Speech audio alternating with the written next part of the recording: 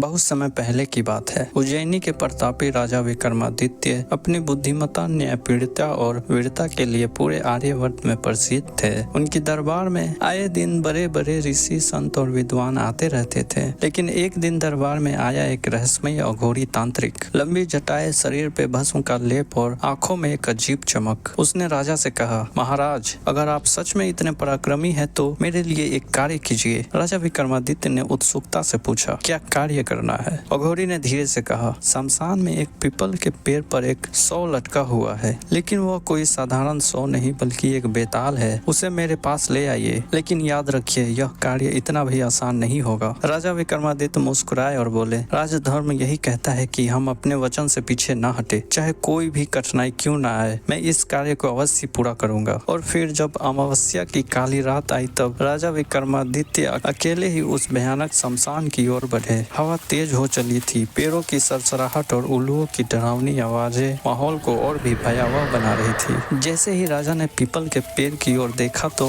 वहाँ एक शव उल्टा लटका हुआ था। राजा ने जैसे ही शव को अपने कंधों पे उठाया तो वह जोर जोर से हंसने लगा और बोला, राजन, तुम्हारी साहस वाकई में प्रशंसनीय है, लेकिन क्या तुम मेरे शर्तों पे खरा उतर पाओगे? राजा विक्रमादित्य ने निडर होकर कहा, मुझे तुम्हारी कोई भी चाल रोक नहीं सकती। बेताल ने उत्तर दिया, बहुत अच्छा, लेकिन सुनो राजन, अगर तुमने मेरी कहानियां सुनकर कोई भी उत्तर दिया तो मैं फिर से उसी पेड़ पे वापस लौट जाऊंगा। राजा ने सहमति में सिर हिलाया और आगे बढ़े। तभी बेताल ने अपनी कहानी सुनानी आरंभ की। ये कहानी है काशी के राजा प्रतापकुट के पुत्र वज्रकूट की। एक दिन राजकुमार दीवान के लड़के को साथ लेकर शिकार खेलने जंगल में गए। घूमते घूमते उन्हें तालाब मिला। उसके पानी में कमल खिले थे और हंस किलोर कर रहे थे। किनारे पर घने पेड़ थे जिस पर पक्षी चहचहा रहे थे। दोनों दोस्त वहां रुके और तालाब के पानी से हाथ मुंह धोकर पासी के महादेव के मंदिर की ओर चल पड़े। मंदिर के बाहर उन्होंने अपने घोड़े को बांध दिया और अंदर जाकर भगवान के दर्शन किए। जब वे दर्शन करके बाहर आए तो देखा कि तालाब के किनारे एक राजकुमारी अपने सहेलियों के साथ स्नान के लिए आई थी। दीवान का बेटा एक पेड़ के नीचे बैठा रहा, लेकिन राजकुमार से रहा नहीं गया। वो धीरे धीरे आगे बढ़ गया और राजकुमारी को दिखने लगा। जब राजकुमारी की नजर उस पर पड़ी तो वो भी कुछ पल के लिए थम गई। दोनों एक दूसरे को देखते रहे, मानो समय कुछ देर के लिए थम सा गया हो। राजकुमार उसकी सुंदरता पर मोहित हो गया और राजकुमारी की आंखों में भी एक अजीब सी चमक थी। फिर राजकुमारी ने अपने जूड़े से कमल का फूल निकाला, उसे कान से लगाया, फिर हल्के से दांत से कुतर लिया। इसके बाद उसने फूल को अपने पैरों के नीचे दबाया, फिर उठा के सीने से लगा लिया। यह सब करने के बाद वो अपनी सहेलियों के साथ वहाँ से चली गई। राजकुमार उसकी हर अदा को देखते रह गया, लेकिन जब वो ओझल हो गई तो निराश होकर अपने मित्र के पास लौटा। उसने सारी बात बताई और गहरी सांस लेते हुए बोला, मैं इस राजकुमारी के बिना नहीं रह सकता, लेकिन न तो मुझे उसका नाम पता है और न ही वह कहाँ रहती है ये पता है। अब मैं उसे कहाँ ढूंढूं? तभी उसके मित्र ने कहा, अरे राजकुमार, यह कोई साधारण संकेत नहीं थे, उसने हमें सब कुछ बता दिया है। राजकुमार ने कहा, कैसे? तो उसके मित्र ने जवाब दिया, जब उसने कमल को कान से लगाया तो उसने बताया कि वह कर्नाटक की रहने वाली है। जब उसने दांत से कुतरा तो मतलब था कि वह दंतबाट राजा की बेटी है। जब उसने पैर से दबाया तो उसका नाम पद्मावती बताया और जब सीने से लगाया तो उसका अर्थ था, तुम मेरे हृदय में बस चुके हो। राजकुमार खुशी से झूम उठा। लेकिन क्या राजकुमारी वाकई में उससे प्रेम करने लगी थी या फिर इसमें कोई रहस्य छिपा था? राजा विक्रमादित्य बेताल की कहानी को ध्यान से सुन रहे थे, लेकिन क्या राजा विक्रमादित्य को बेताल के सवालों का जवाब देना चाहिए? अपनी राय हमें कमेंट में बताएं और वीडियो को लाइक करें। राजा विक्रम और बेताल की और भी कहानियां लेकर हम जल्दी लौटेंगे।